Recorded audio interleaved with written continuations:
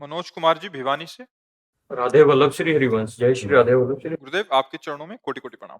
गुरुजी मैंने आपके श्रीमुख से सुना है हमारे पापों की सजा हमें इस जीवन में भोगनी पड़ती है और हमारी मृत्यु के पश्चात हमें नरक में भी सजा भोगनी पड़ती है।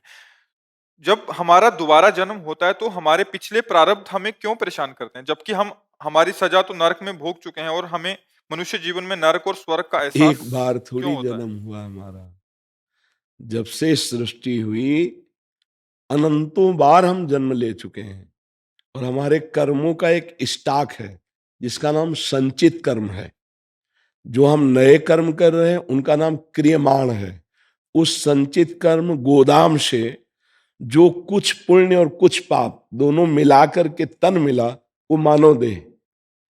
इसमें कुछ सुख आएगा, कुछ दुख आएगा, कुछ दुर्घटनाएं होंगी, कुछ अच्छी घटनाएं होंगी, क्योंकि पाप और पुण्य से मिश्रित मानव देह।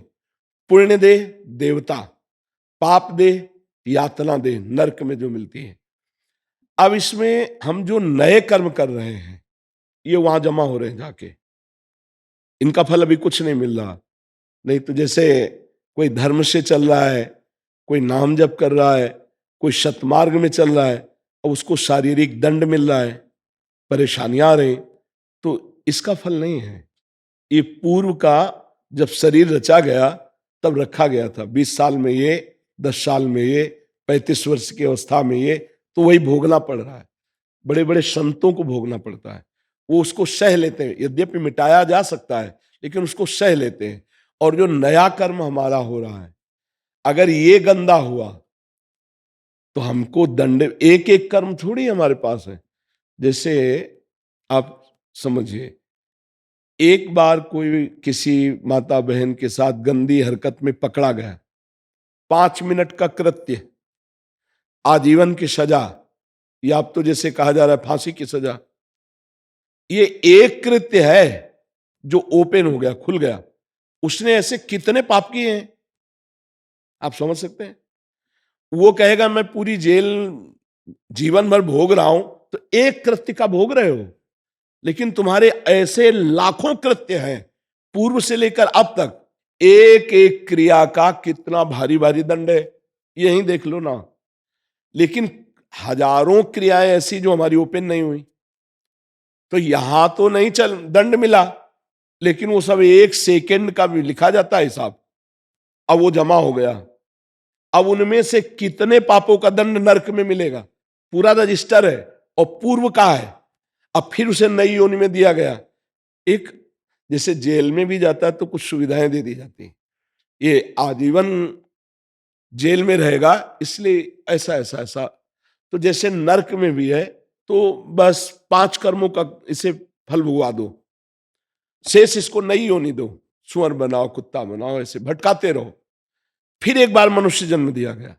अब वो चाहे पूरा रजिस्टर भस्म कर सकता है, नए कर्म ऐसे कर सकता है जिससे भगवान मिले, पर फिर चूक, फिर वो तो इतना स्टॉक पुराना जमा है कि हमसे कोई नया कर्म ना हो तो भी हमें नरक भोगना पड़ेगा। इसीलिए सबसे हाथ जोड़ के कहते हैं कि नई फसल अच्छी तैयार करो और पुरानी में आग लगा दो गोदाम में। वो आग लगाएंगे भगवान, उनके हाथ में है वो। क्या करो, राधा राधा राधा राधा राधा राधा नाम जप करो, मांस मत खाओ, शराब मत पियो, पराई माता बहनों की तरफ पाप दृष्टि से मत देखो, व्यभिचार मत करो, चोरी मत करो, हिंसा मत करो, नहीं तो दुर्गति हो जाएगी। या तुम्हें समझ में नहीं आता। देखो, पाप का फल एकांत में मिलता है, समाज में नहीं मिलता है। अगर समाज में मिलने वाला विधान होता तो थोड़ा अच्छा रहता। डर जाते लोग, नहीं डर जाते। 2-4 डंडे यहाँ मार के ले जाते पकड़ के, फिर जो धुनाई होती है अंदर, वो बहुत कष्टदायी होती है। अगर वही चौराहे पे हो तो बहुत सबकी आंखें खुल जाए। नहीं, एक कर्म का फल आजीवन कारावास है, एक कर्म का फल फांसी है। सोचो ऐसे कर्म तुमने किए हैं कि अगर वो ओपन हो जाए तो कितनी बार फांसी हो, कितनी बार हमें कारागार आजीवन मिले, तो वो व्यर्थ थोड़ी चलेगा भैया। वो सब जमा है, वो मिलेगा। ये यहां नहीं, वो जेल है नरक, वहां दंड मिले। अच्छा, वहां भी दया की जाती है। पूरा भोग नहीं भोगाया जाता, क्योंकि इतने इतने, अब जैसे एक कर्म का फल आजीवन कारावास, अब वहां बोल दिए कि 1 युग तक इसको ये दंड मिलेगा। अब यहां सोच सकते हैं इतना कैसे मिल सकता है, 5 मिनट का आजीवन कारावास मिल सकता है, तो उस पाप का, अब जैसे बालक गर्भ में है, अब आपने देखा कि लड़की है, मरवा दिया, अब ये पाप तुम्हें नरक जरूर ले जाएगा, तुम्हारी दुर्गति कर देगा, यहां भी अशांति और वहां नरक भोगना पड़ेगा। और ये पाप लगभग लगभग सब कर रहे हैं, कोई बिरले बच रहा हो। अगर गर्भस्थ शिशु अनाचार दुराचार किए और डस्टबिन में फेंक दिए, ऐसे आप लोग तो समाचार पढ़ते हैं, आप लोग तो देखते हैं, देखिए संसार। अब तुमने तो उसे डस्टबिन में फेंका है, लेकिन तुम्हें ऐसी जगह रो नरक में फेंका जाएगा जहां कोई पकड़ने वाला बचाने वाला नहीं मिलेगा। तो ये भाई कह देते हमने ऐसा कौन सा पाप किया है, लौटो, थोड़ा शीशा के सामने बैठो, देखो कितने सुंदर हो, आपको पता चल जाएगा।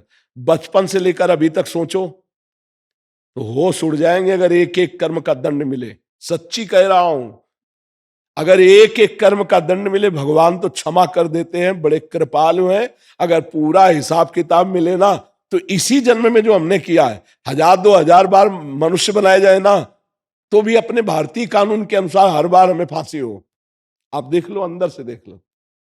अब हम लोग दोषारोपण करने लगते हैं, भगवान ने ऐसा क्यों। यार भगवान को मत दोष दो, तुम्हें खेती दे दी, उपाय दे दिया, बोगे क्या, बीज दे दिए, ये आम का है, बम्बूल का है, ये दाख है, ये छुहारा है, अब क्या बोगे, बम्बूर।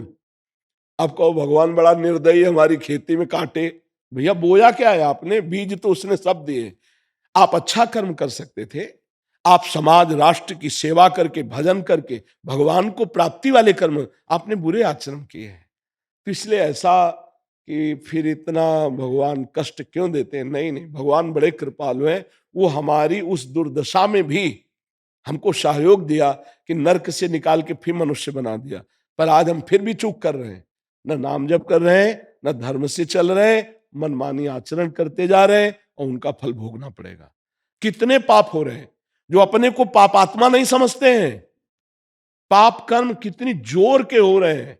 सबसे ज्यादा पाप भ्रूण हत्या, गर्भ हत्या, ये सब महान पाप है। और ये सब अब आप देखिए, इतना पाप बढ़ चुका है कि पति पत्नी में विश्वास बीच में नहीं रह गया, पिता पुत्र में विश्वास नहीं रह गया, भाई भाई में विश्वास, कितनी कालिमा छा रही है। इसीलिए चिंता लगती है कि यदि आप अपना सुधार नहीं किए तो कैसे सुखी हो पाओगे।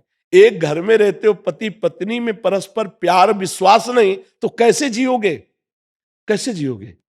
वो बूढ़ा माता पिता मेहनत करके कमा के तुम्हें इतना बड़ा ब्याह बर कर दिया, अब वो हर समय भयभीत रहता है कि पता नहीं जहर न दे दें बच्चे, मार न दें, और आखिरकार कभी कभी निकाल भी देते हैं घर से बाहर, पीट भी देते हैं। क्या हो रहा है, ये पापाचरण, चाहे 1000 बार नरक भोग लो फिर भी तुम पवित्र नहीं होगे। इसलिए मुझे लगता है सुधार किया जाए। नाम जप एक ऐसा साधन है जो सारे पापों को नष्ट कर देगा।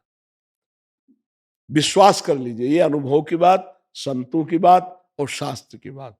अच्छा, इसमें पैसा नहीं लगता, ये भ्रम कभी न माने कि भगवान पैसे से मिलते हैं। 4 लाख योजन का एक सोने का पहाड़ है, 1 योजन का मतलब 4 कोस, और 1 कोस का मतलब 3 किलोमीटर। उन भगवान को तुम किलो 2 किलो सोना दे के खरीद नहीं सकते। कैसे भगवान को प्राप्त किया जाए। जैसे बेटा अपने अधिकार के अनुसार पिता की गोद में दौड़ के चढ़ जाता है, ऐसे हमारे बाप हैं, भगवान हमारे हैं। बस एक उपाय है ये भाव लाने के लिए, नाम जप। इसलिए हम सबसे प्रार्थना करते कि राधा राधा राधा राधा राधा, कृष्ण कृष्ण कृष्ण, जो नाम प्रिय हो, राम राम राम, हरि हरि हरि। इसमें पैसा नहीं लगता और इसमें कोई ठग नहीं सकता आपको। क्या ठग सकता है? हाँ, आप ले दे वाला अध्यात्म खरीदोगे तो अध्यात्म बिकता नहीं है। जैसे आप धनी हैं, आप सोचते हैं कि अब आशीर्वाद मिल जाए तो धोखा मिलेगा, आशीर्वाद कहां से मिलेगा। और स्पष्ट आज्ञा कर रहे हैं कि भगवान की प्राप्ति के लिए धन की जरूरत नहीं है, राधा राधा बोलो, धर्म से चलो। आप बोलो क्या, अरे भगवान तो तुम्हारे केवल भाव के भूखे, जो सुदामा जी के टूटे हुए चावलों में स्वाद लिया, वो 56 भोगों में कभी सराहना नहीं की। जो सबरी मैया के जूठे बेरों में स्वाद लिया, जो विदुरानी जी के केले के छिलके में स्वाद लिया, वो किसी भंडारे में भगवान नहीं बोले कि 1 करोड़पति जी आज आपने जो भोग लगाया मैं तृप्त हो गया, कभी नहीं बोले भगवान। ए राधा राधा जपो, जो रूखा सूखा है भगवान को अर्पित करो, धर्म पूर्वक चलो, परम शांति प्राप्त, परम लाभ प्राप्त हो जाएगा। जी।